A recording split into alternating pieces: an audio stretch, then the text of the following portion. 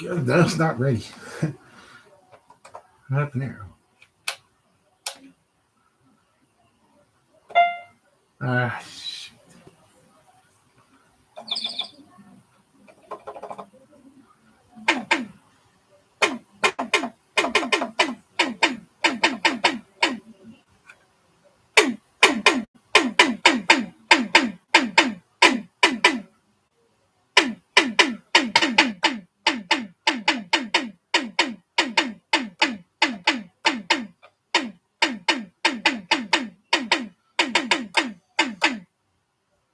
Sports news. Okay.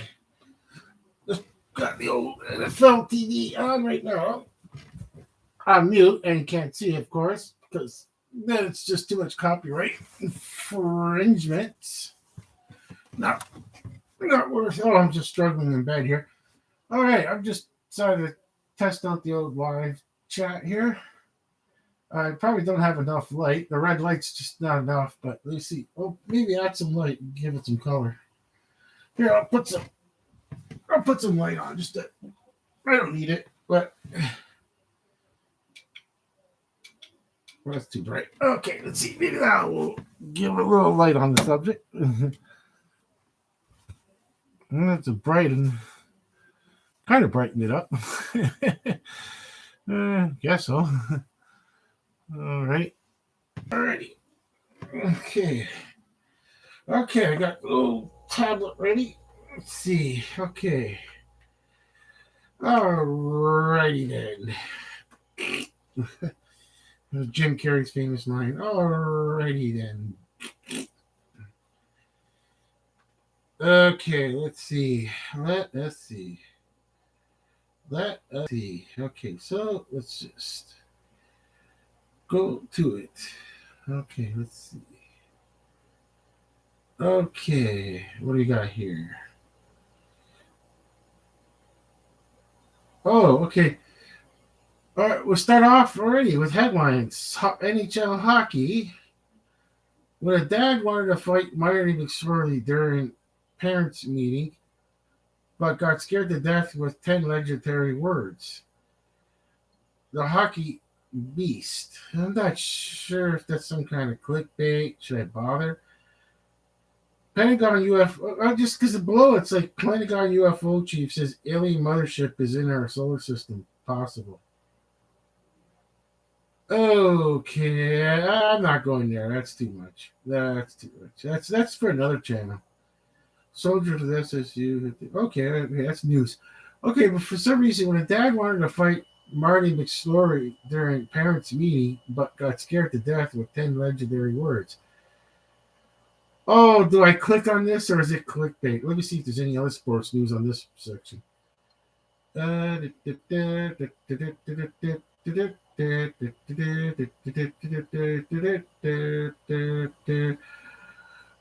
here's Camila Gorgi. I know who she is.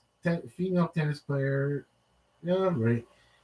Enchants Indian Wells. The top is super productive. It's clickbait. It's clickbait.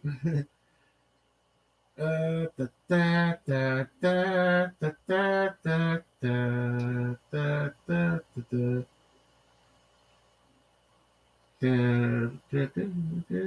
da. I guess it's all news. Oh, here's something. Okay.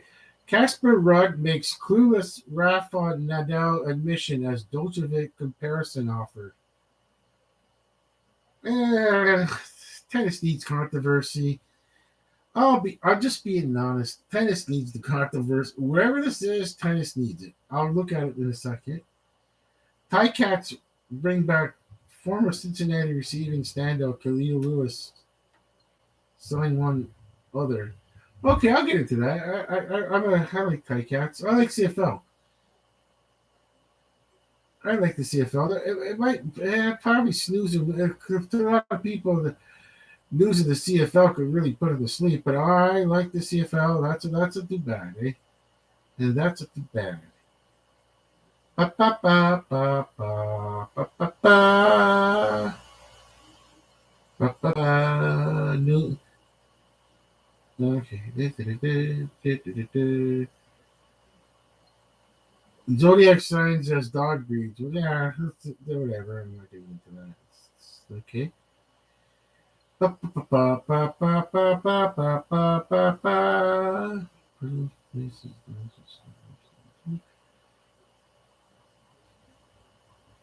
Okay. Oh, we got okay. NFL linebacker Jesse Lukita performs jersey swap with Canadian soccer superstar Alfonso Davies. Okay, not worth clicking on. Just whatever. Good, a good story, but I'm not really that much of a. Okay, here's some smoke or fire. Is Daryl Sutter on the hot seat? Tim and friends. Okay, that's a video. Unfortunately, I can't click on the video. Okay, I would have liked to click on that. Well, probably.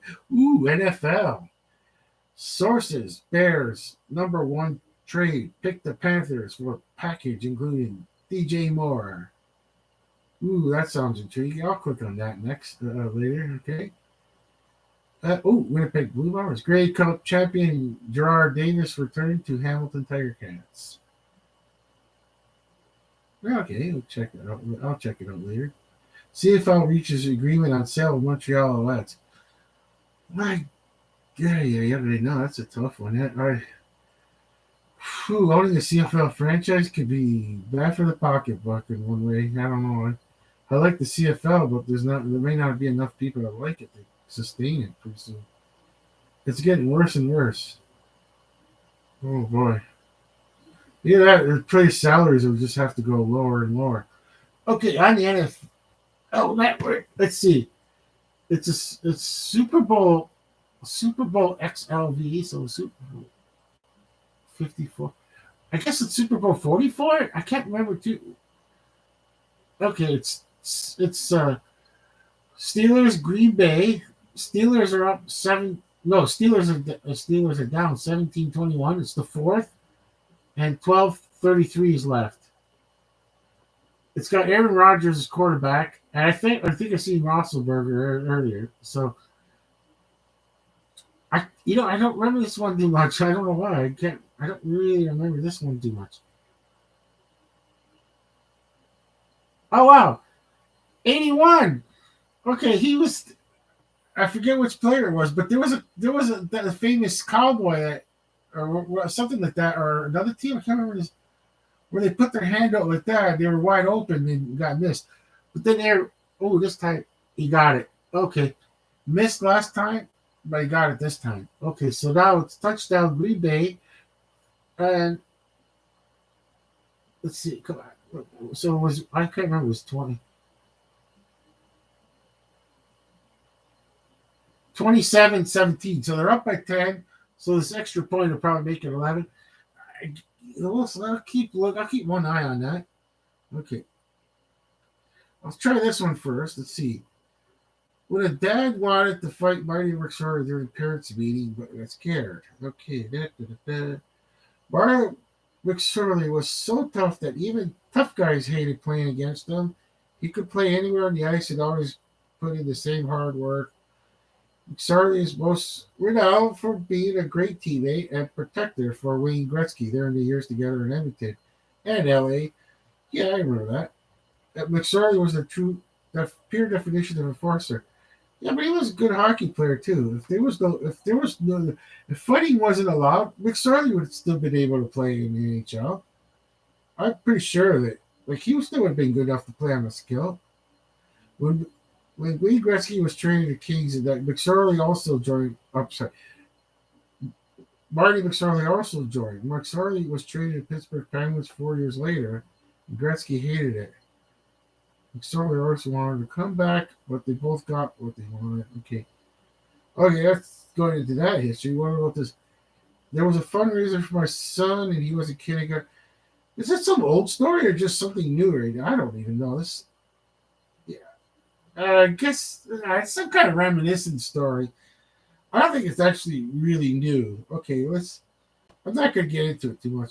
I'm not gonna do that Camellia Gordy. That's pure clickbait. That was clickbait too. I thought it sounded like recent news, but it doesn't really look like recent news. It just seems like it's some kind of. I didn't want to really read the rest of it. It seemed like it was just some kind of like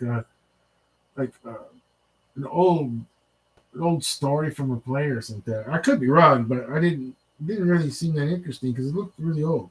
Okay, that Casper Rudd makes clueless Raphael down admission as Doktor's comparison offer. Okay, let's see. Casper Rudd makes Casper Rudd makes clueless Raphael Nadal admission as Dolcevec comparison offer.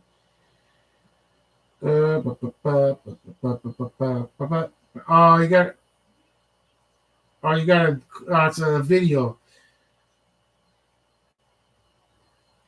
Uh,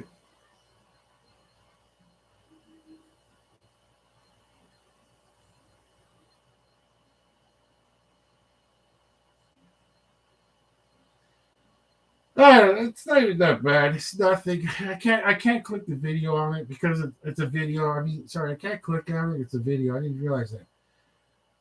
Okay, so the Tight Cats thing, I'll read it to myself later. I don't think anybody else. There's no chance anybody cares about the CFL. Just because I do. Okay, let's see. Let's see. What was the other one? I might just go to sports. Well, I swapped. Yeah, okay. I'll just go. I can't go to that one because it's a video too. I guess I'll just go to home and go regular and just type it in. I'm just gonna type in sports news. Yeah, just type it in. And see what I get. Okay, sports news. Okay, I need that thing. Okay, this Yahoo Sports News scores. Okay, that looks good.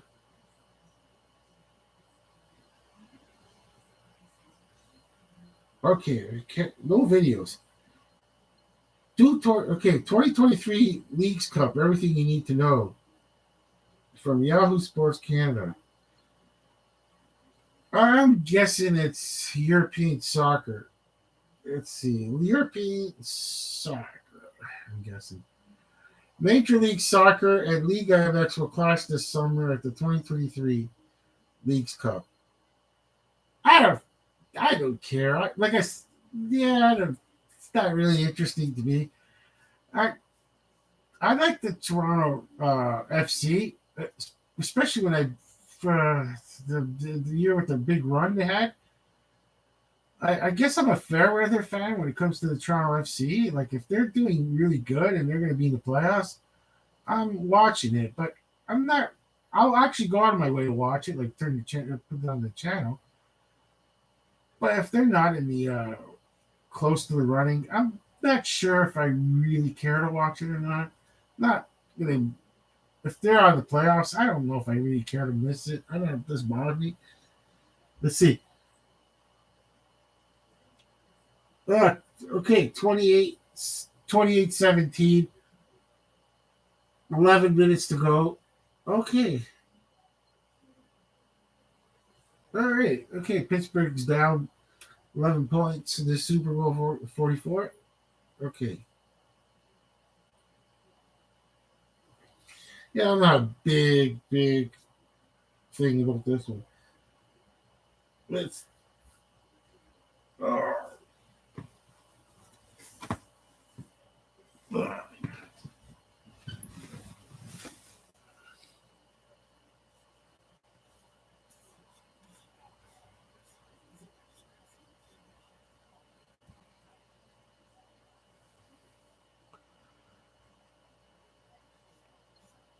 uh-huh. All right, nobody's in the chat. Nice. Okay, don't really care. Let's see. I got zero. I got a watching still. It doesn't bother me. All right. On with the show. This is it. Let's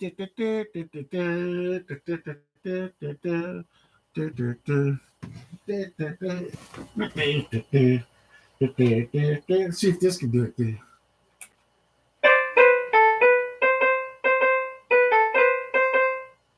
Yeah.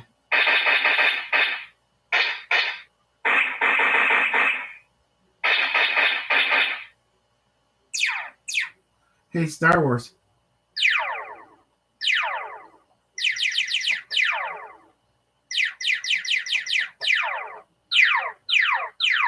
The Millennium Force.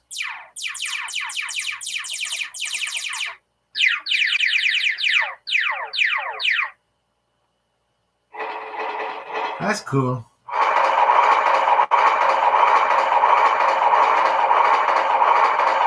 How did they press two together?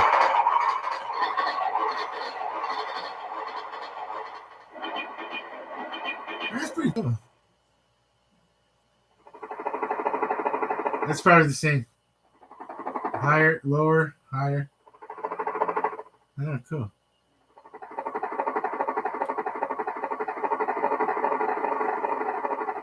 I really can't put two together. It kind of muffles each other.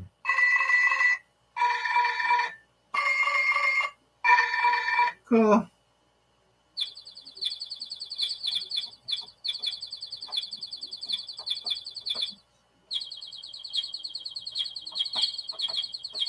That's cool.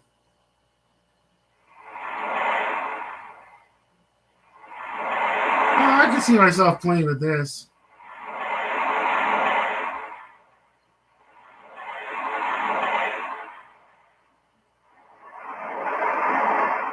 Nice.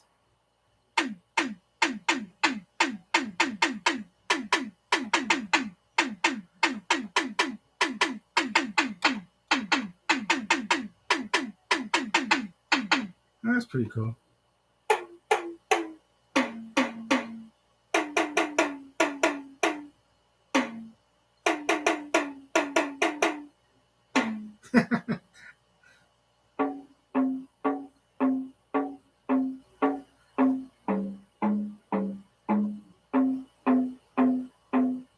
Nice.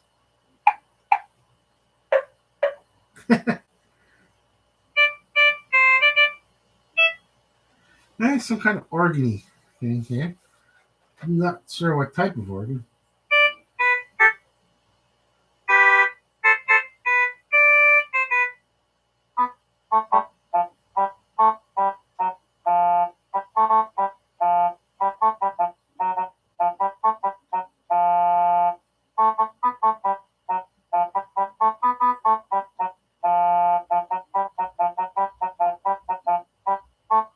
It's really hard. The fingers don't fit between the keys.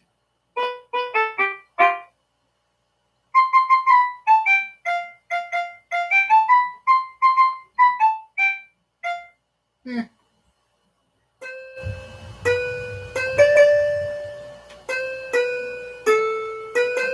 whatever.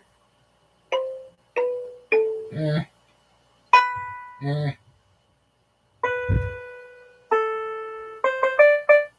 That's just slow songs.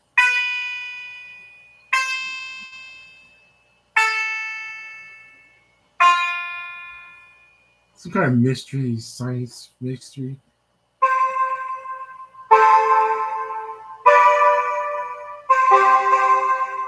Yeah, it's pretty cool. Eh, piano.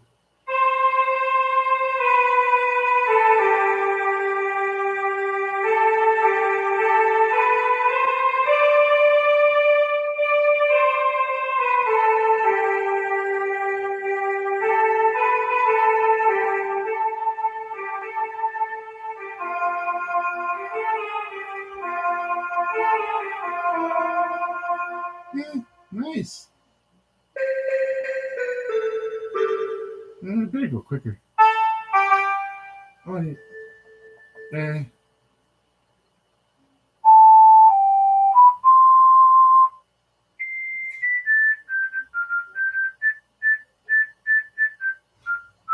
eh.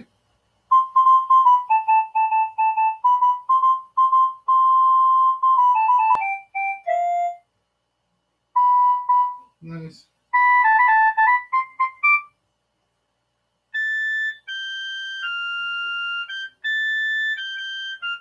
Three, five, nice.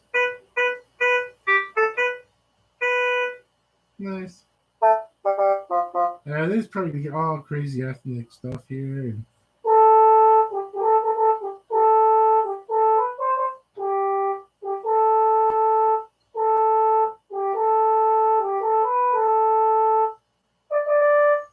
sounds like some kind of French old bay or something.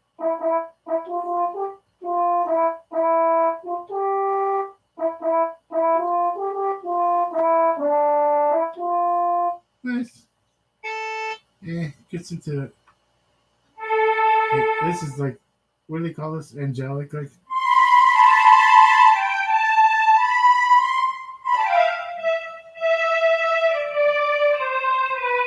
Yeah, that's pretty cool.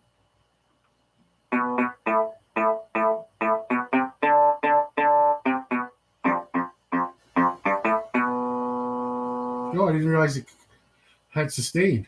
I thought it was just single note.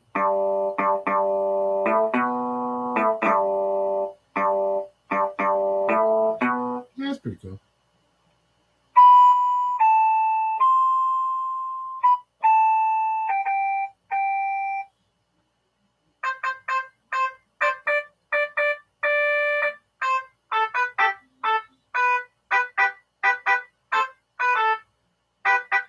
Let's try.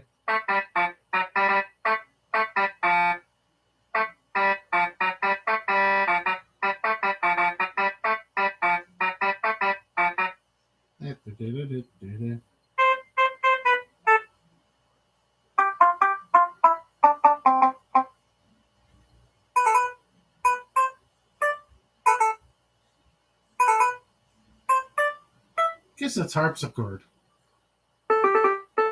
Piano.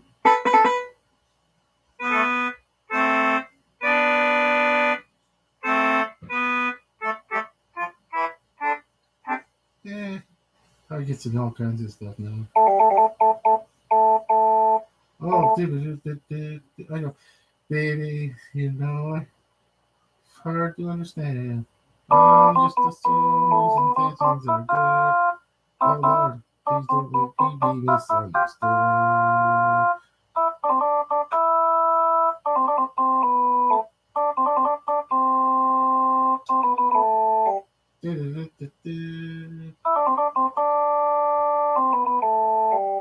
Dear Lord, please don't make me be misunderstood.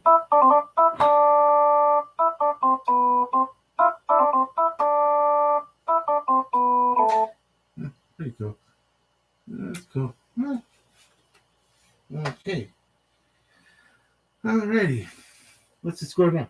Ooh, 25. What did I just miss? 25-28.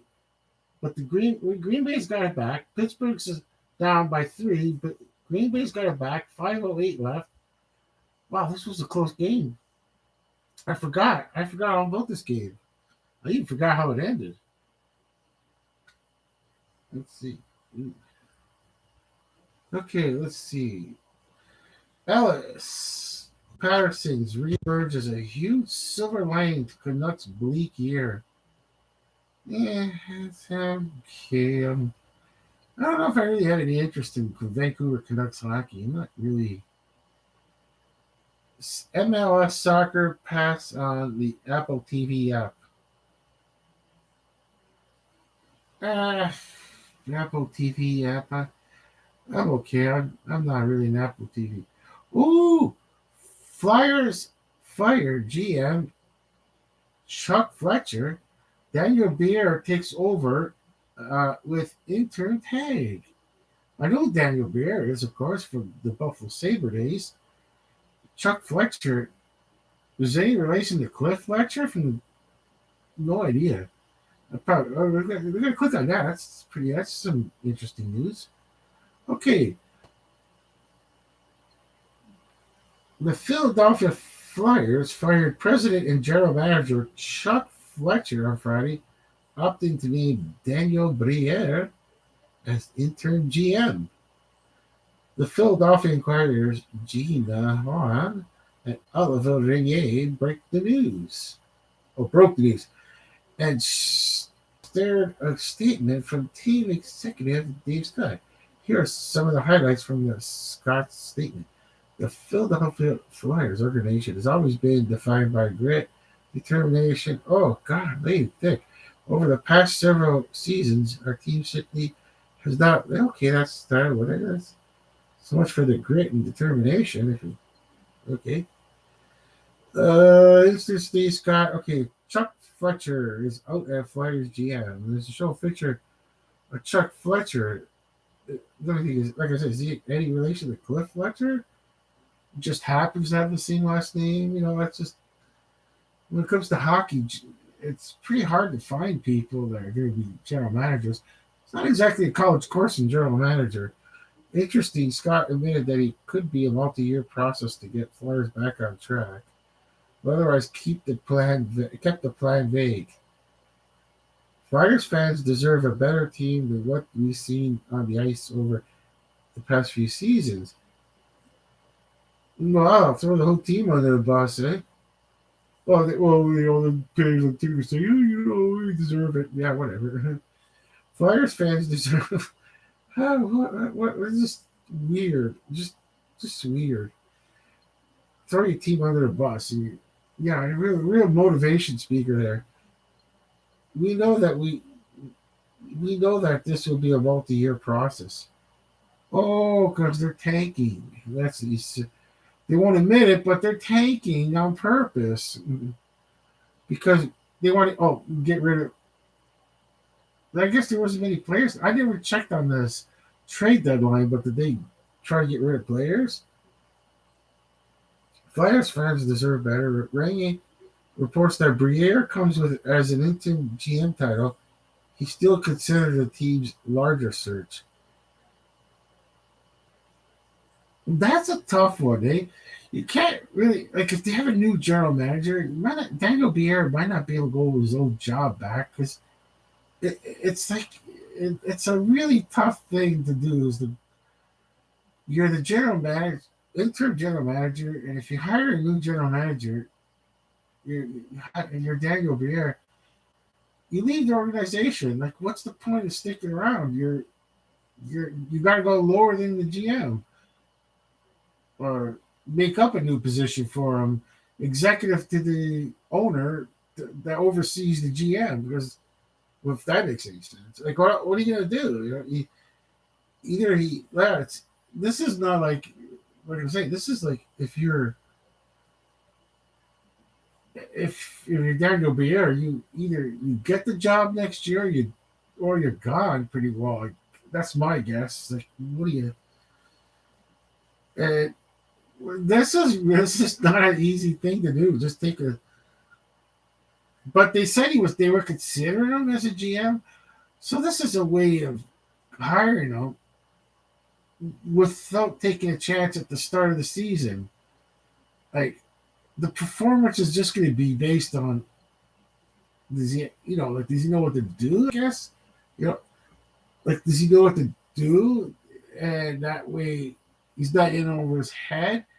I don't know how many games are left. I'm going to check, but like this is just one way to see if Daniel Briere is like is he in over his head? Because come starting after the season's over, they're either going to do a GM search or just hire him, which is, I guess, it's really. You can always be a scout somewhere, you start at the bottom.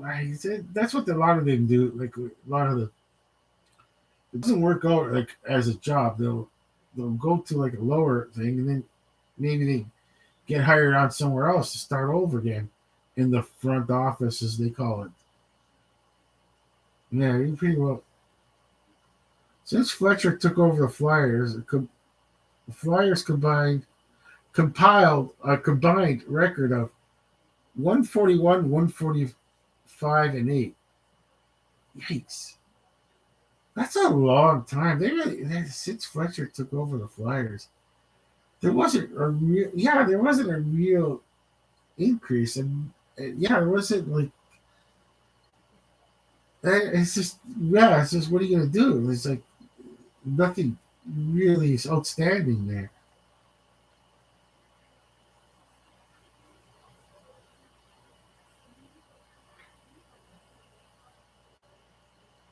Okay, Fletcher came to the Flyers after a lengthy run as a Minnesota Wild GM that yielded mixed results at best.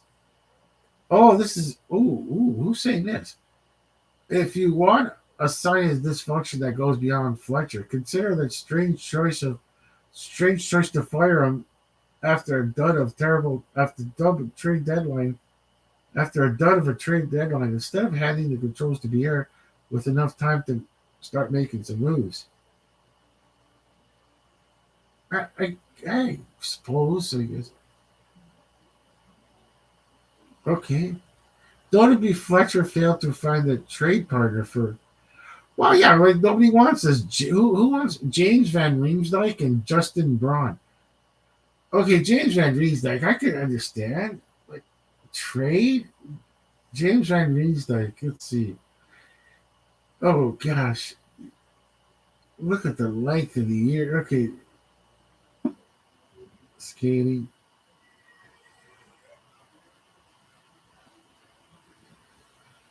points 23, 9 goals, 14 assists. Is that what we expect out of James Van Riemsdyk? Last 10 games. And I just wanted to see how long he was in the league for. I guess nobody wants James Van Riemsdyk right now. I already know that. I already know that name because of the. I don't even know that name because of how long he's been in the league. Other than that, yeah, he's. So this other person, I didn't even know. Justin Braun. I don't even know who Justin Braun is. That's how bad it is with me in the NHL these days. 0 goals, 1 assist. Oh, this is a strict stay-at-home defenseman. That's a rare breed in the NHL these days. A very strict stay-at-home defenseman. Those are very rare. That's my guess. I really don't know, but I can imagine like 0 goals and 1 assist in how many games? Last 10 games. Did he play much? I don't know. Like there is like you look at the whole March 7th and all the games so far. There are a lot of zeros across the board. I could actually see another GM putting themselves on the line, going, "Yeah, I'm gonna take him off your hands." Should have just gave him away. Oh wait, but then they gotta still pay him, and then he's probably got the. Who knows if he's got a no trade clause and all that stuff and whatever. Story continues. Yeah, of course it does. Ideally, the Flyers could have added a bit more of their draft stock at the 23. That's probably what ticked off they probably gave Fletcher more time, but kind of didn't get any new like look at that right there. Some added stock, draft stock. That's a possibility that the Flyers, like we're talking, like the Flyers were like, we got no trade stock in the draft, and he might be trying to just fix a leaking, as they say, like just fix a sinking ship while it's still sailing. It's not working. They'll put it in dry dock, and that would be the purposely tanking. Rebuild, as they say, rebuild the sinking ship. Because it was baffling that Flyers didn't make a GM change last offseason when the writing was on the wall that a rebuild was so. Yeah, that's what I was thinking too. Yeah, the rebuild was a sober and wise approach instead of an embattled Fletcher staying in place to make additional missteps, such as a trade deal for Tony DeAngelo and the desperate hiring of John Tortorella. Yeah, that's right. You're not hiring a John Tortorella for a rebuild. That's he doesn't like. From what I know of the coaching style, like John Tortorella, and it's 2023, and you're trying to get draft picks. They're like, in this day and age, they're like, if you're good enough to be in the top 10 draft, you really don't want to go there, Philadelphia. If you got this guy screaming and yelling, I know, like, come on, like he's got to be fair to everyone. The screams and yells, so you need like you can't expect your new draft picks to like pick up the pace and practice and everything. They just got there.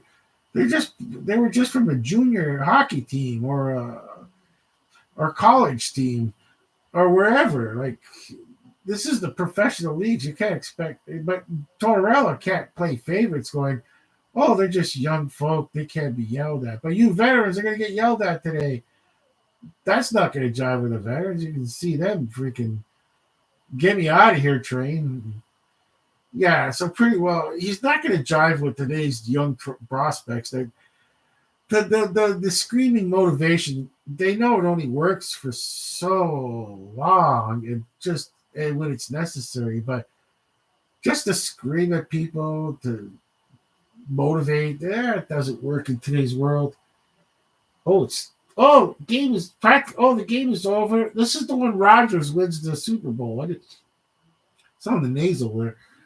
So, Rogers wins the Super Bowl. They're doing the famous kneel down. So, this is the one Super Bowl Rogers won. 25-31. I totally forgot this one. That was a close game. I probably remember liking this. If I remembered, I probably would have liked it. It was a close game. Yeah, Green Bay Packers. It's the only Super Bowl he won. Yeah. See, this is the thing. That's what I meant too. Like Briere, a full time GM will be tasked with improving the middle of the pack prospect pool. You don't know that. You don't know who's good and who's not. Even the way they're saying, like middle of the pack prospect pool. Who knows? It takes a couple of years to find out if players can make the NHL or just like anything. But the only advantage you have in the NHL is there's biggest advantage you have in the NHL and Major League Baseball is that there's minor league teams for them, and especially baseball. There's a lot of minor league teams to develop players but NFL, there's really not a minor league system. You really can't have a minor league system in the sense of the true definition of a minor league system. It's just it's such a complicated thing where the NFL can't actually hold another league and own another league, and they try to hope that somebody else could do it for them because it's something built in monopoly clauses and all that. They're going to get involved there. So, and it's really the logistics of having a minor league team is really not too great because you're looking at a lot of potential injuries. It's just like you could be sending players down to a minor league system in the NFL, and they could be injured for life for totally meaningless games, But with hockey, you have no choice. You have to have a minor league system because they have call-ups all year, and same with Major League Baseball. They have the call-ups all year. They have to call players up and down, especially pitchers. Mainly, minor league system in baseball is for the pitchers because they need to call up a lot of pitchers during the year because that's probably the most injured players as pitchers with are tired or exhausted arms, But like I said, hockey, you need a development league like AHL because there's a lot of call-ups during the year, and they need to be ready, game ready. That's half the reason you have a minor league team in hockey with the affiliation with the NHL team is because the call-ups and let's see now. Okay, that gives me other suggestions. Okay. Okay. Okay. What else is there? Okay. Can Nashville's Henry Mudkar repeat as MLS MVP? I was totally unaware that Nashville even had a Major League Soccer team. Wow. Toronto FC, Vancouver's on, man, Montreal, New York Bulls. LA Galaxy. Yeah, Kansas City Sporting Kansas. Yeah, I don't know that much MLS teams offhand. Like, I don't really know them quickly. Let's see. Precious Precious. Oh, Achua as a litmus test for Raptors. I'm not. That's NBA basketball. Too much. Precious. Nah, I can get to that. Fantasy hockey waiver wire. Who's seen as a boost since the NHL trade deadline?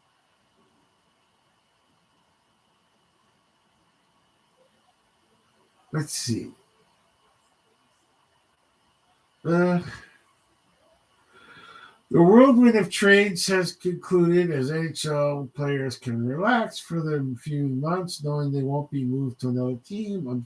Unfortunately, that feeling will be counteracted by tension that comes with fighting for playoff positioning, knowing that if you don't give 110, you can only give 100. There's a chance your ice time could be affected. You give all the percentage like that. Okay. I'm gonna just say it nicely in a sense, but like, okay,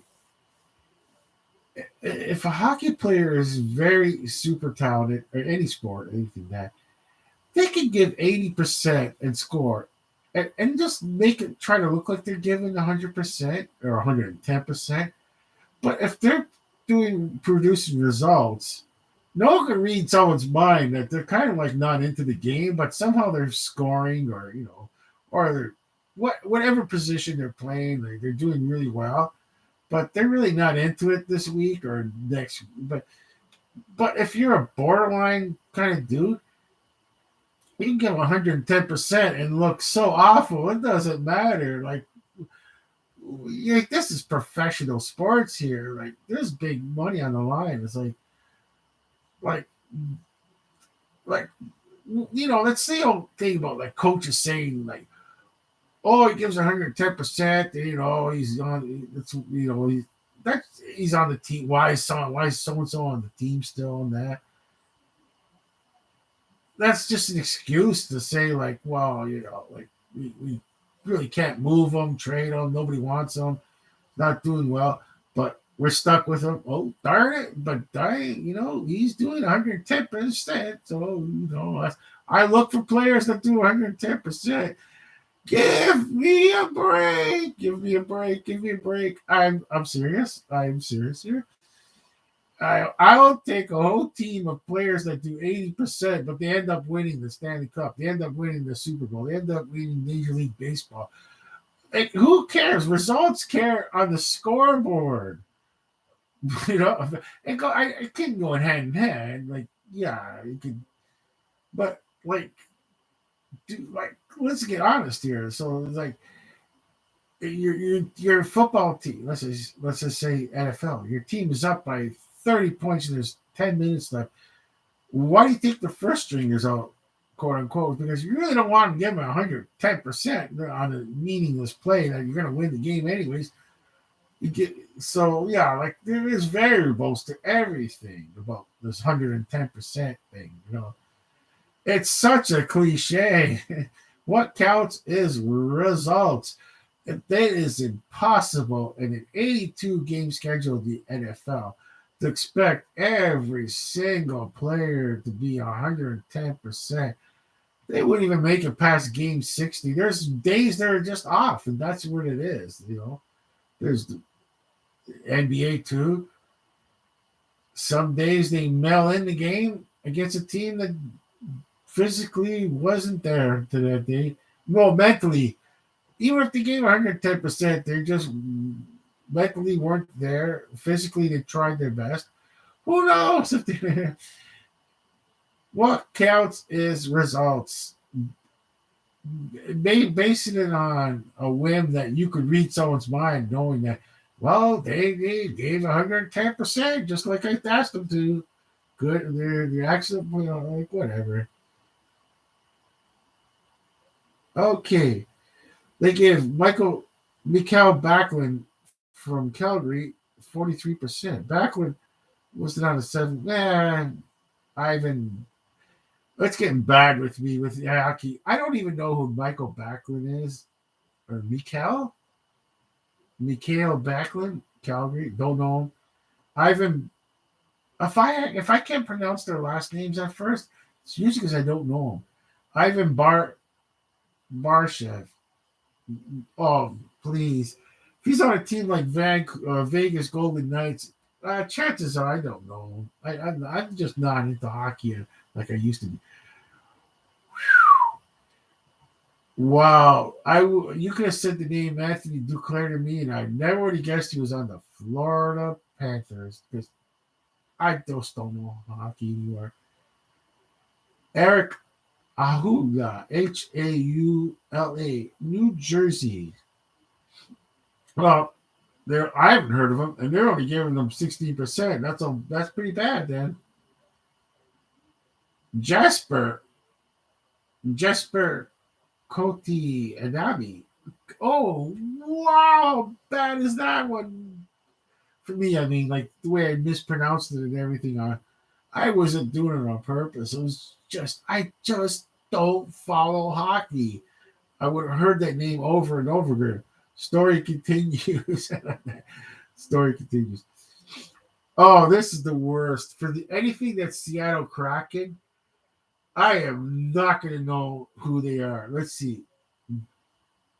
Jaden Schwartz, no idea. Who's CLS? Oh, Columbus Blue Jackets. Oh, that's another team.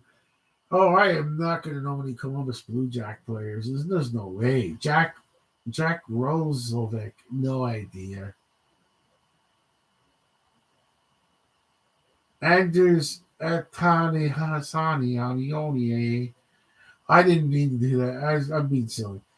Andreas Athem Asu. Oh, see how bad it is? I just don't know this player, period. I don't know him. Oh, we got some. Okay, now we go to the defenseman. Minnesota, another team I don't know any players on. John Klingberg, no idea.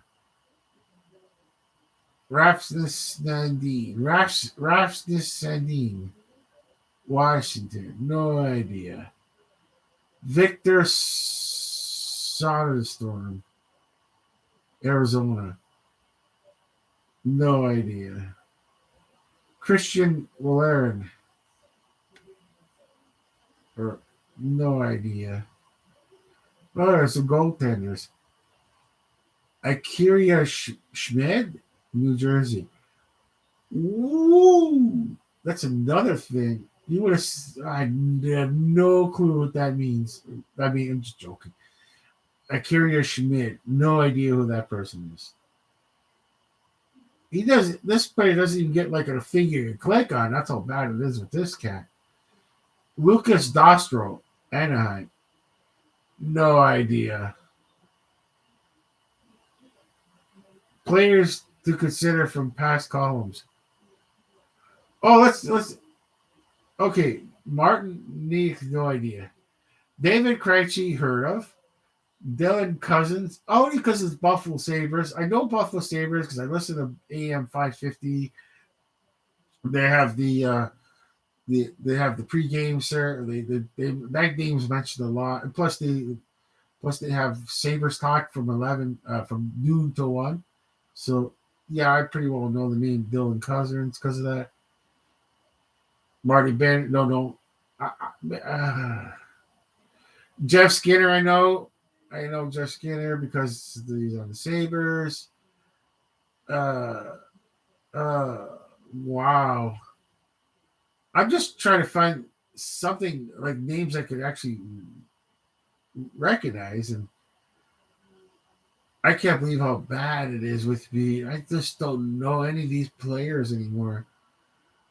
It's getting pretty bad.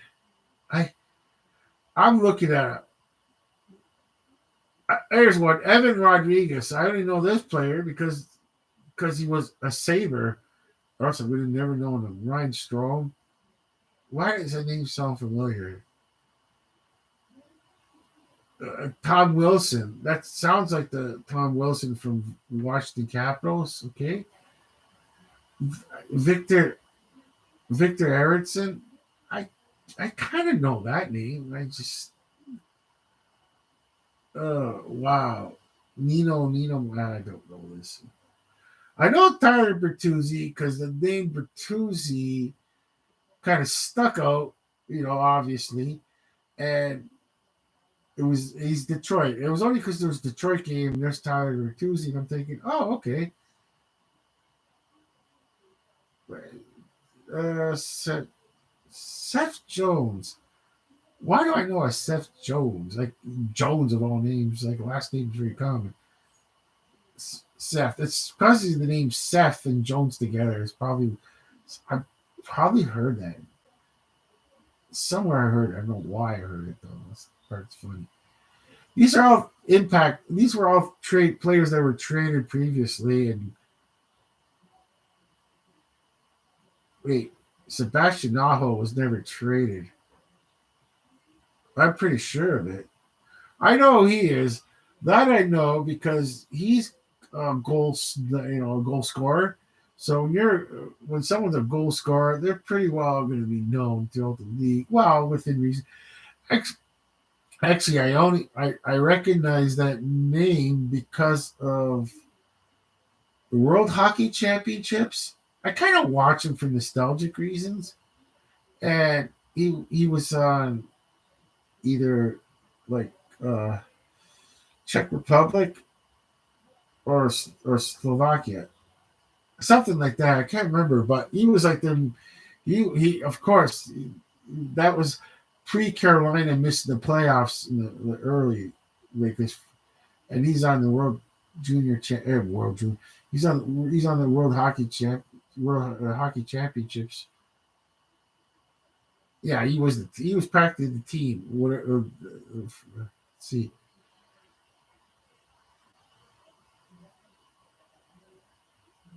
I'm not sure why he's on this list. I'd have to look up Sebastian Aho, but I'm pretty sure no. Who's gonna trade Sebastian? Like he's on Carolina. There's no way they would ever. I don't think anybody traded for him. Like come on, that's I couldn't tell. How can you miss with Sebastian Aho? I'm pretty sure there's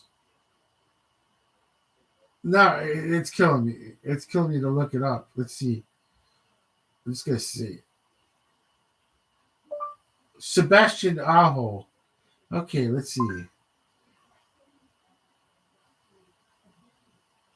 Let's see. Sebastian Aho stats and news.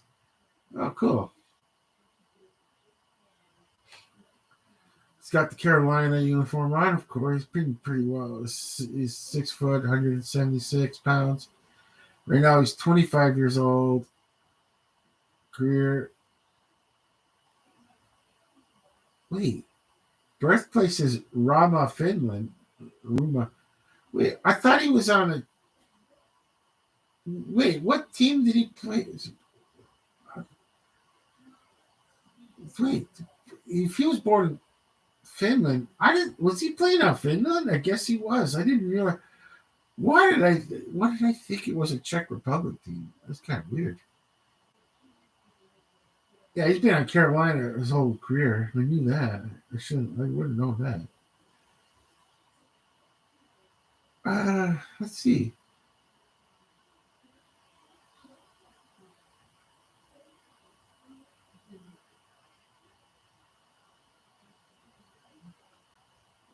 View player bio. I should view his bio. Let's see. Selected by the Hurricanes in the second round of number 35 in 2015 draft. Aho arrived in Carolina. He was named the All Star. Okay. Help the Hurricanes review more. Let's see. I guess he was on Finland. Wow, I really. That's all they got on it? Okay. Let's see. What national team does Sebastian Aho play for? I guess it was Finland then. Oh, I didn't do it to me right.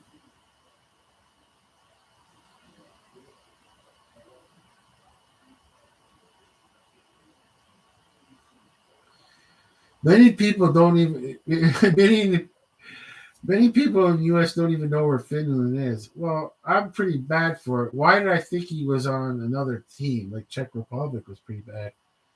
Well, that's a false memory there, one. Okay.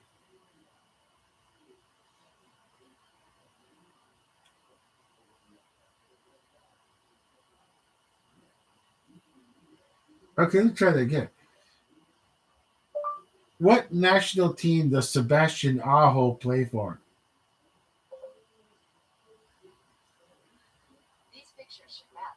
Nah, not really. You're giving me something else. Carolina Hurricanes. Did I get it wrong?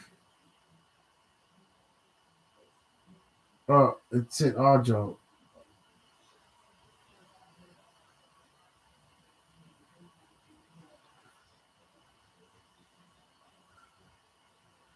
Let's see. Born in 1990. He's a Finnish hockey. I can, what a crazy false memory that was.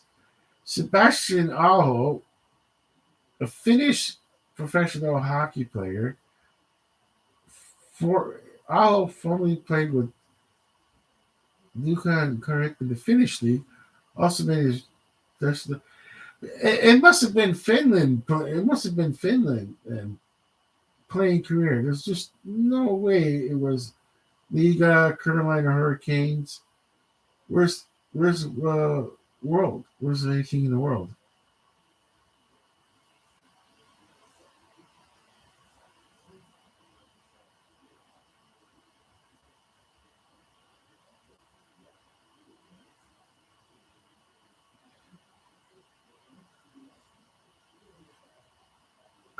Let's see.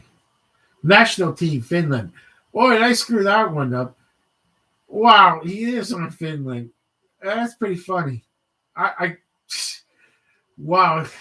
If I'm not gonna watch hockey that much, but I guess this is weird how what little we do, I have false memories on what the heck I just watched. Wow, that was fun. He was not. He was on Finland. Okay. How MLB pitch count? How MLB pitch clock is impacting baseball's unwritten rules? You know what? Like you think that if anybody like thinks like does anybody care? Like I don't. Okay, MLB insisted its pitch clock this spring with the intention of acclaiming players before opening day. The rules are simple.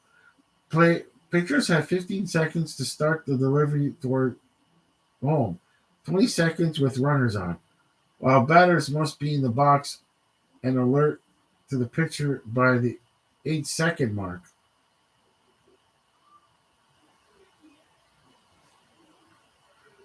To the, so far, this has been a surprise. More hitters have been called for violations than pitchers. Uh, I just don't say. There's like this. My personal take on it is that there's just you can't have no clock pitch count anymore because the game is taking way too long for a 162 game regular season, and like when it's like game 100 and the team's not even, and you got two teams playing in game 100 and both of them have zero chance of making the postseason based mathematics or something like that. Maybe a little bit later. Okay, maybe like 100 game one or 120 of a one, and there's practically there could be 20 games behind the leader, so there's like zero chance of making the postseason, and it's like to have a game run into the 3.5 hours. Yeah, like you could see why there's so many people like not tuning into baseball like they used to. It's gonna have its detractors because everything has its detractors, but without the pitch count, baseball is going to probably start dying a slower and slower death. I just, like as the older folks don't are too old to go watch baseball or at the stadiums. It's just it was going to die. There weren't going to be any young folk replacing them or younger folks until they get older.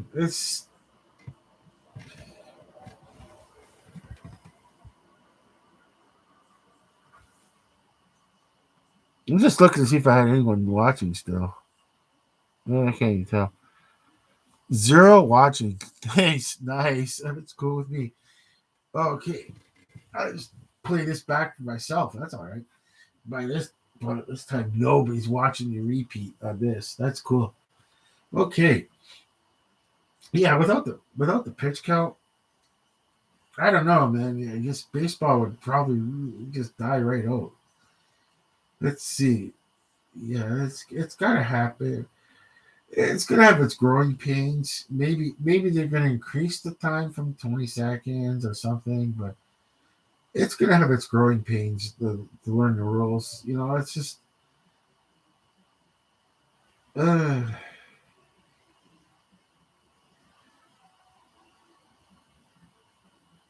let's see. The fuss surrounding the pitch clock exists on normal weather days too.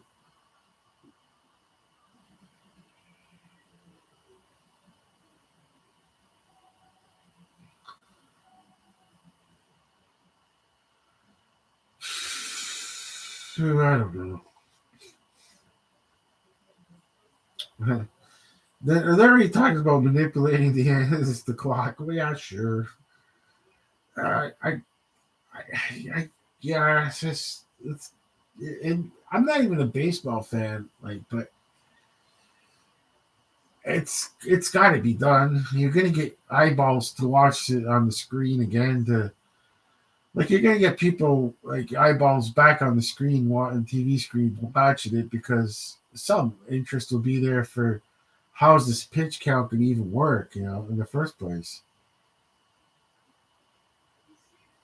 It's it's something.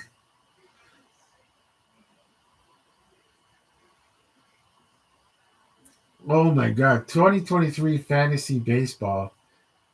I don't even get into the fantasy football NFL. I don't bother with all that stuff. I can't.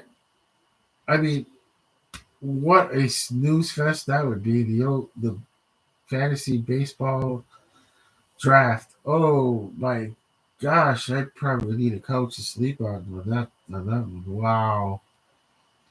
I don't know. I think that's a snooze fest.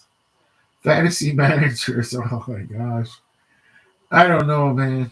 I just don't know. I don't. I'm not poo pooing everything like about that. That's awesome. I think it's a good idea to have all these leagues, like fantasy leagues, and that. There's people that actually are more interested in their fantasy leagues than the actual game. It's just the funniest thing.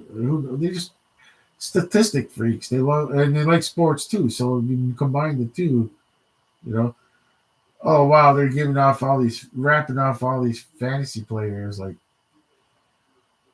whoo! I just no way I'm gonna know any baseball players. Dustin May, don't know him. Hunter Green, don't know him. Story continues. C.J. Abrams, no idea. Edward Cabrera, no idea. Oh man, I give up. This is just I don't even know one Blue Jay right at this moment. That's pretty sad. I don't even know a Blue Jay right now, and that's actually my team in baseball. But if, like I said, if they're doing really well, it's crazy how often you'll have to all tune in August if they're doing well. But if if they're doing well May, June, July, and August, I might have some interest in them. I don't know. I just don't want to be like I just don't feel like watching a mediocre baseball team, whether it's the Blue Jays or not. Especially if it's not the Blue Jays, I have zero interest in watching a mediocre baseball team. But like if it's the Blue Jays, I'm not watching them if they're mediocre. And it's like you can call me a fair weather fan, but I don't know. I just don't feel like investing so much time. And then I'm not a baseball fan like I I can't, I I used to be a sports fanatic for every sport. Sometimes like but it was a different world where I don't know. I just seem to have more patience to watch stuff and be interested in a 162 game schedule. And I, I guess because the world's so changing now. Let's the news is so easy to get, and I'm talking sports related news. This NFL it used to be like back like when I'm 15, 20 years old.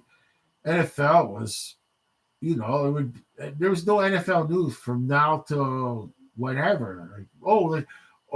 Sorry, there would be still a little bit of NFL news because the thing is coming up. The draft is coming up. So this is back in I can imagine like in 1984, like NFL drafts were held for like people who watched NFL drafts were the diehards, pure diehard. I would just say football fans, just diehard. Like they just like me, like they're just kind of like sometimes I like behind the scenes stuff more than I'm actually. That's probably why I like listening to sports talk radio on the radios. I like a lot of the background, like what's going on behind the scenes and that. And I might actually like I actually don't even watch games. Like that's weird. I'm talking like for the baseballs and the baseball and hockey and basketball. I like what's going on behind the scenes more than I like what's going on the ice. Or that's so weird. It's so weird to how it comes down to that in my life. But it's so weird how there's actually more outlets to watch sports, but yet I seem to only want to watch NFL, and the others are kind of secondary.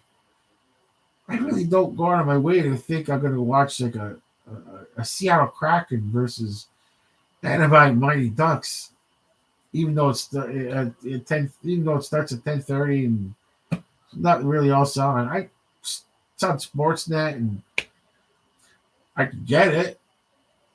Do I care? Not really. But it's just because it's probably like when you get what you want, you don't care as much as you used to in life. Because, like I said, everything is with me. So I always refer back to a past, like say, like when I first started seeing the sports on satellite TV. Well, when I was old enough to go to a bar legally, like to go to bars legally, and like that was '80s. So I'm like, we walk into the bar, and it's a Tuesday night or a Wednesday night, and they're showing on the satellite dish. At that time, if you lived in Canada, the satellite dish was free. It's kind of weird. You can catch all the satellite. You catch all the satellite stations for free. This is a long time. And and you're not really breaking rules back then. It was kind of easy for a bar to just hook up a satellite dish, and those things came later on in life.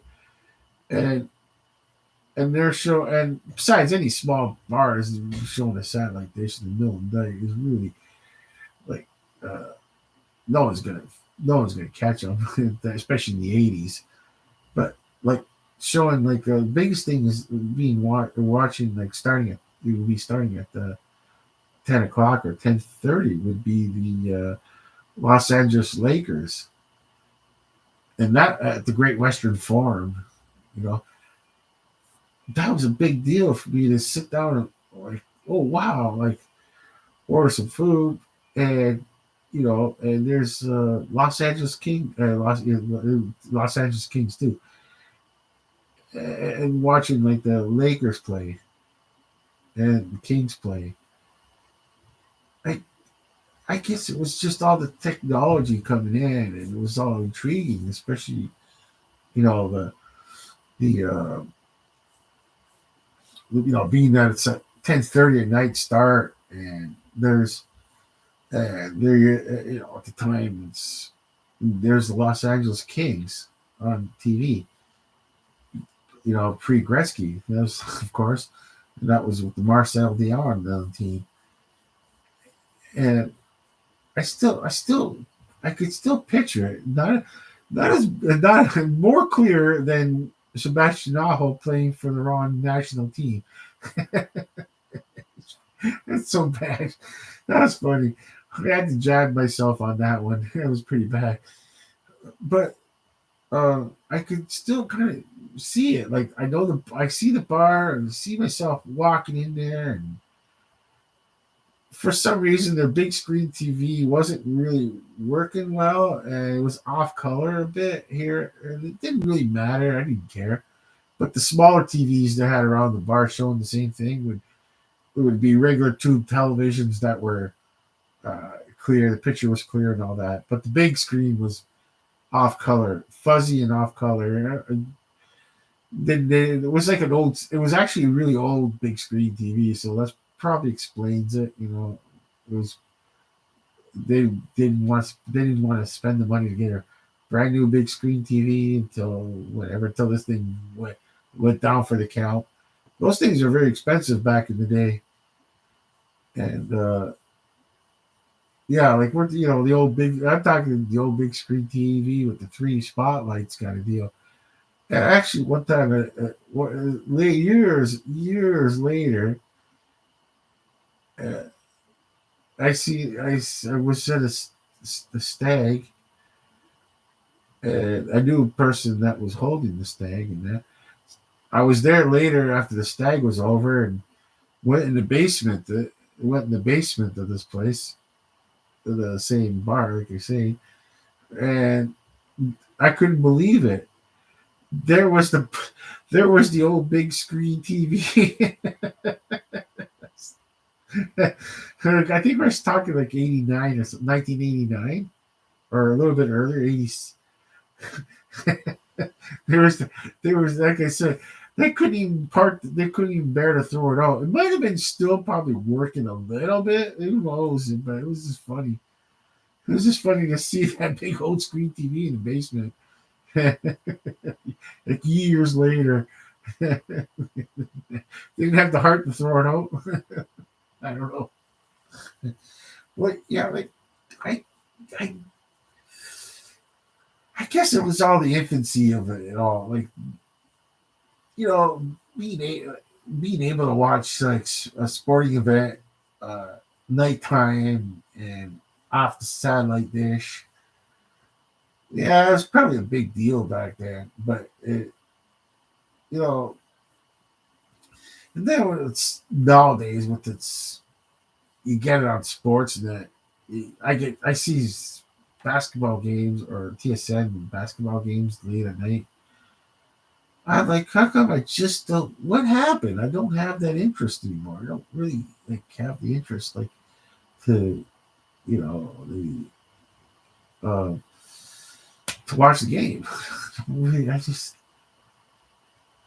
the magic's gone. Whatever magic there was, it's just the atmosphere more than magic. It was the atmosphere. Yeah, it's not the same atmosphere. It was a time and a place, and I just I, I it's just it's even weird. There's like I used to like even like when I was later on in life after the whole scene with the 84 ish, and 85, 86, going to bars and then and the other and then like I was starting to go to nightclubs uh, later on, and I was like, I kind of was more interested in watching the hockey game sometimes, and the biggest one was like watching the playoffs, Oilers versus. So it was 1989. I was a little old, and there was like a certain nightclub that it was a lot of young crowd, but I knew the one half of it, a really small section. There was the big screen TVs, and I didn't. Even though it was a young crowd at the nightclub, okay, I was like a few years older than everybody. Like it was, but I just wanted to watch the hockey game that night. I didn't feel like going where everybody else was going, like more my age group nightclub. And so the place I was going to was called Club Babysit, of all things. And yeah, I went in the section where it was just the TVs, and it was like a regular bar, right? And yeah, there wasn't that many young folk in there, and it was cool because they could tell I just came there to watch the game, just sat at the old bar, just glued on the big screen TV watching Gretzky's. That's what was piquing my interest because Gretzky was in Los Angeles and he's everything's new now. Gretzky's in Los Angeles. He's playing against his old team in the playoffs, and they win. And it was crazy how the bar erupted. Like all of a sudden, like near the end of the game, I started noticing there was people just coming in, and they were like everybody seemed like it was like more of a Wayne Gretzky fan than an LA King fan or something like that. Like had not Wayne Gretzky been on the LA Kings, I don't think there would have been that much interest in like. And there was the drama Gretzky versus his old team. And Glenn, I forget the coach name for the Edmonton Oilers. The whole drama between back and forth drama between Oilers and Gretzky people forget that there was this drama when the trade happened and this and that. And that was a time when like it was a big deal. A trade was a huge deal. I didn't even believe it at first. I actually didn't believe it when someone said that out of nowhere. It was noon. Someone said, "Oh, Wayne Gretzky." This is summertime. Something like, "Oh, Wayne Gretzky got traded to the Kings." I go, "Nah, that guy. Who knows?" He gets. I said to one person, "He's probably. Yeah, who knows? He's probably got that story wrong." I truly thought that there's no chance that a Wayne Gretzky would get traded out of Edmonton. And then when it's true, because I ended up going to the corner store, that was a lunch break, and there it is in the paper. I didn't. I'm like, holy crap! It is true. I, like I said earlier, I really thought I was like, there's no way he must have got the story wrong. Maybe they're thinking of trade rumors and all that. Like, no, there it is, front page of the newspaper. Wayne Gretzky's traded to the Los Angeles Kings. I'm like, and that's what my generation would say. Like, yeah, that's pretty well proved that like it's just a sporting team, and you couldn't blame Peter Pocklington at the time. He was getting a whole ton of draft picks. I think it was like you look at the things like, uh, plus he doesn't have to pay Wayne Gretzky's salary no more. You can't blame a small market team like an Edmonton Oiler to do that. No, not today's world. Like, yeah, well, it, hey, come full circle. David Connor McDavid. How much? Yeah, if he leaves Edmonton on the next round of contract, whatever his contract contract is up, we look that up. I would never blame a Connor McDavid for leaving Edmonton. I have nothing against Edmonton, but he gave it an honest chance. I mean, how many years has he been in there, right? Let's see. Connor McDavid contract with the Edmonton Oilers. It was 3 years ago. Like, he still got 5 years left. Wow, they still got 5 years. There's how much? Okay, well, it could be 4 years left. Can can he? Wow, there it is. How many years are left on McDavid's contract? Let's see. In 2022, will earn a base. Okay, current. He's a free agent in 20. Oh, 2026 is an unrestricted free agent. That's three. What is it? 3 seasons from now? It doesn't say 2026, 27 or 2020. Yeah, I guess it's 2026, 27 then. So his contract was 8 years. This is NHL. When these numbers come up, these are the numbers. NFL contracts are not what people think. Guaranteed money is not always guaranteed. It is just you could get money from the NFL team, and people actually are supposed to give it back too, which is wow. How do you give someone money and you're willing to sign a contract that you're going to give it back? Well, it's so weird that if things don't work out, if you quit or something like that. I don't know, it's just whatever they. But like, yeah, NHL is guaranteed contracts to the old fashioned word of guaranteed. So in 2023, McDavid will earn a base salary of $1 million, about an 11, while carrying out a cap hit. Wait, a base salary of $1 million and a sign? Is that just one way of getting around the quote unquote salary cap? Is that you sign him of a base salary of $1 million and a signing bonus of, oh, I get it now.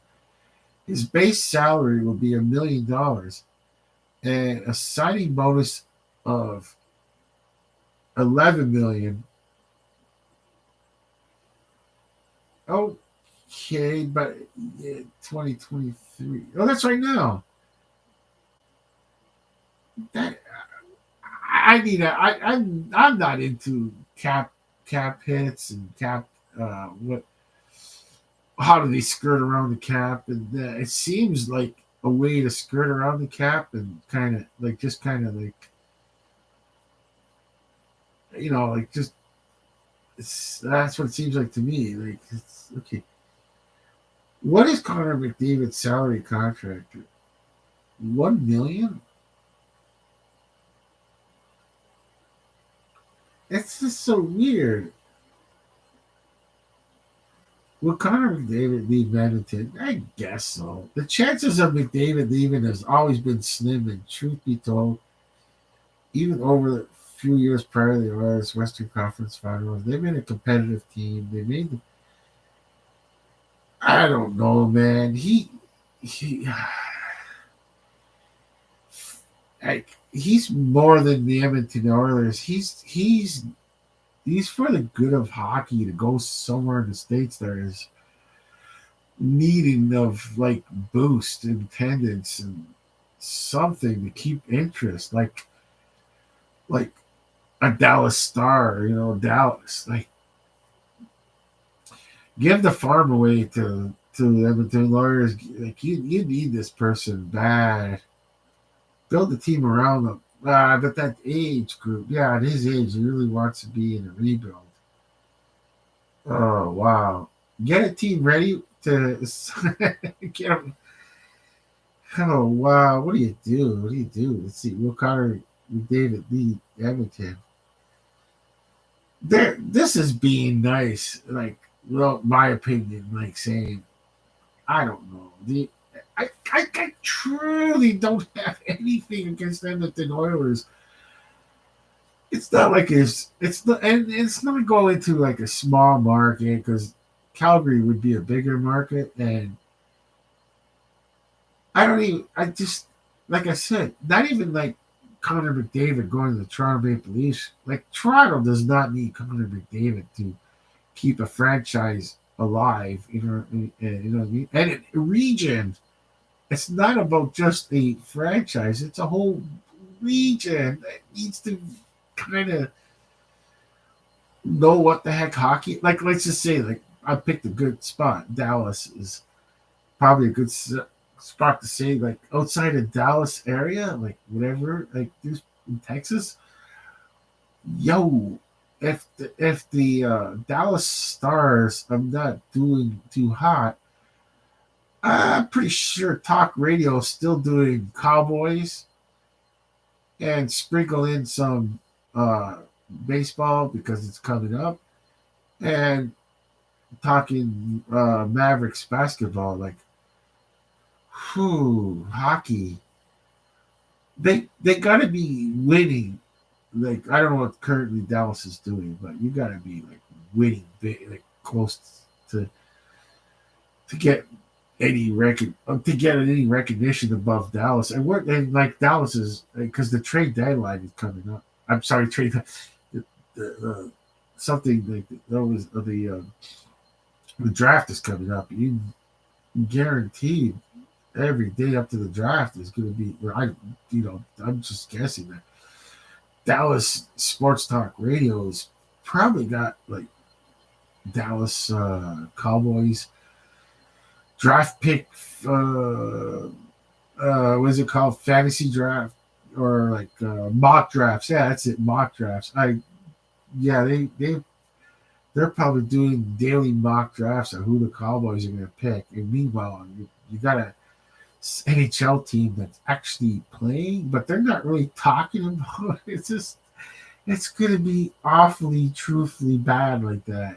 It's just and Connor McDavid would just do so much wonders for hockey in that area to keep it alive. And we're talking like it does help. uh, It does help Edmonton's too because the more an NHL team like a Dallas can sustain themselves, the less that they're taking money. This is so funny. They're actually taking less money from the players that have to support other teams in the NHL. It's one of those things people don't really want to talk about in the NHL is that their teams and players are kind of propping up some losing teams like Arizona, right? Is that if I let me see, like I'm going to see Arizona is one of those things that are being propped up. Let's see, are are the Arizona Coyotes being propped up by the NHL? That's probably true.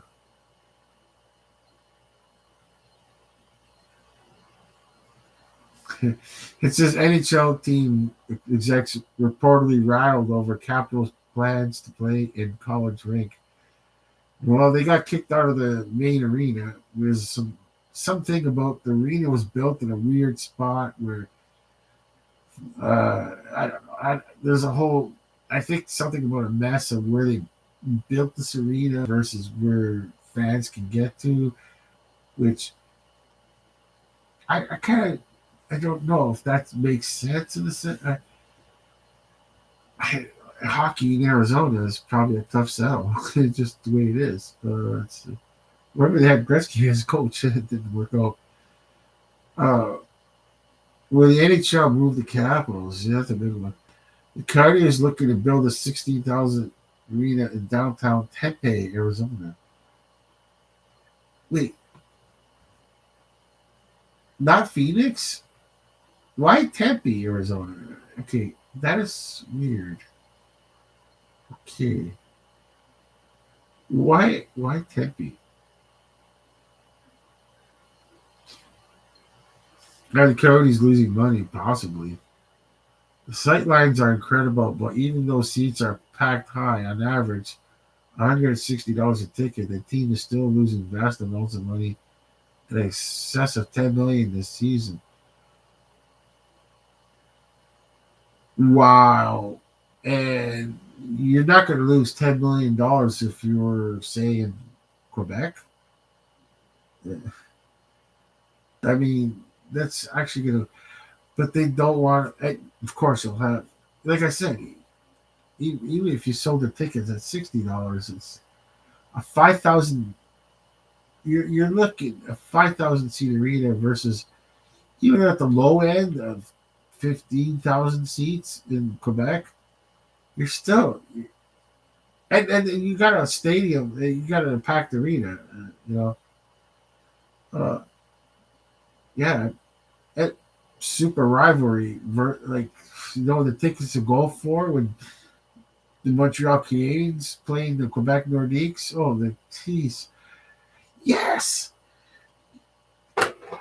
I have the distinct pleasure of going to a Quebec Nordiques game in Le Colisée, and it was, what year was, I can't remember what year it was, before they moved to Colorado, of course. And I remember that I was a Quebec Nordiques fan. I just felt bad for the Quebec Nordiques at the time, that they were such passionate fans they have, and yet the team's just struggling on the ice. It's like this game was a super sellout. The Montreal Canadiens at the I had to buy them on the secondary market, and I got them at fate. I decided, even though the first half of the first period was over, I got them cheaply because there's, like, meeting with someone else. There's I was trying to talk to some scalpers, but they couldn't speak English, and they're younger than me. Like, they were young, and I'm just asking them a simple question. I knew what they wanted in price. All I asked was, are they beside each other? And they couldn't answer that question. That's all I was asking on these scalpers. It was so hilarious to watch. They were trying to. There was three or four of these young scalpers, and they both had tickets. Like, all of them had tickets, but they were trying to sell me these two. And I said, "Are they beside each other? Because we want to be beside each other. We're not. We don't want to be one seat there and one seat there. That happens with scalpers. You know what I mean? When the game's already started, if all they got left is single tickets, well, I really didn't want to be separated and go back Coliseum. You know what I mean? By myself, yeah, it's too bizarre. Especially if the other person ends up in the other half of the arena somewhere, right? And I couldn't really read the tickets too well. It was hard to, but they didn't look like they matched, like all the things like matched, like the seat numbers. And then I'm going, wait, I go to them. Are these tickets, are they beside each other? That's all we want to know right now, right? I guess they weren't. I don't know if they were, they weren't, and that. But the funniest thing happened is that this guy comes running out with his screaming kid. The kid was just screaming like crazy. And he said he knew us. I was trying to buy tickets, and he goes something like, "You want mine?"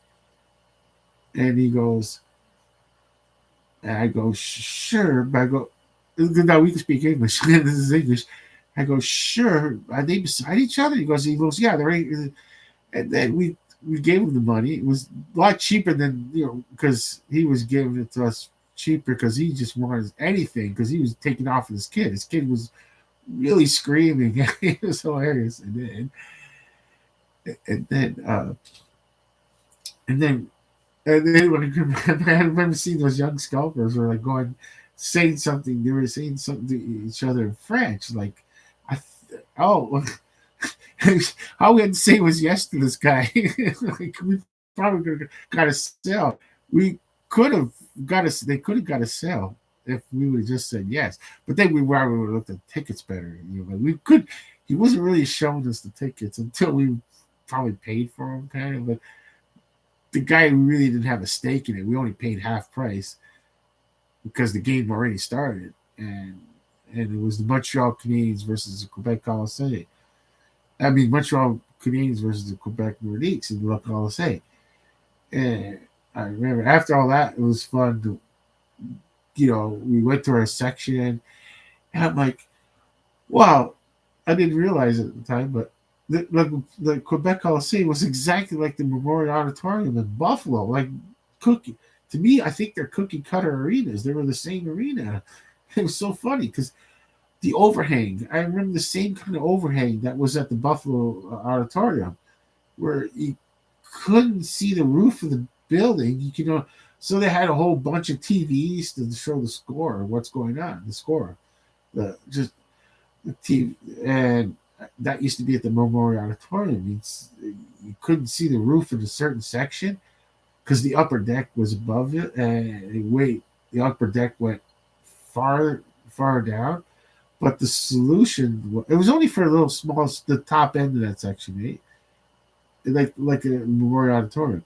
So the solution was that the section that couldn't see the roof, they would hang these old tubular televisions, and all that was on them was the scoreboard. The camera was with the scoreboard on it, and but you could still see the action on the ice. You know what I mean? So we're talking the upper rows right below the upper deck, which caused that look, eh? The same as the Memorial Auditorium in Buffalo. That was fun, but the game was entertaining. I forgot who won, uh, but it was pretty feisty game because it was Montreal versus Quebec. And then I remember leaving when the game was over, leaving that the buses and buses that were they must have came from Montreal. There was so many buses outside. How many people must have bought tickets from Montreal ahead of time?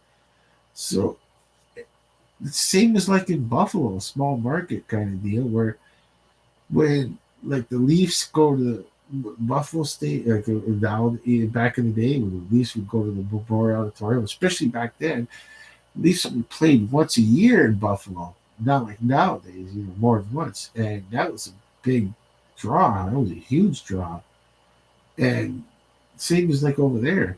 If you're a season ticket holder in Montreal, I'm sorry, if you're a season ticket holder in Quebec, you might as well sell your ticket to the Montreal game to help pay for some of the seats. Especially the scalpers. They're selling, first thing they do is selling their tickets to Montreal fans. They're like Toronto.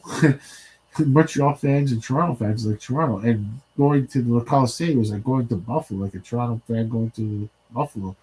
There's that kind of comparison, so it was one of those games in life where I'm so glad I went to go see the Montreal Canadiens versus the Quebec Nordiques in the Coliseum.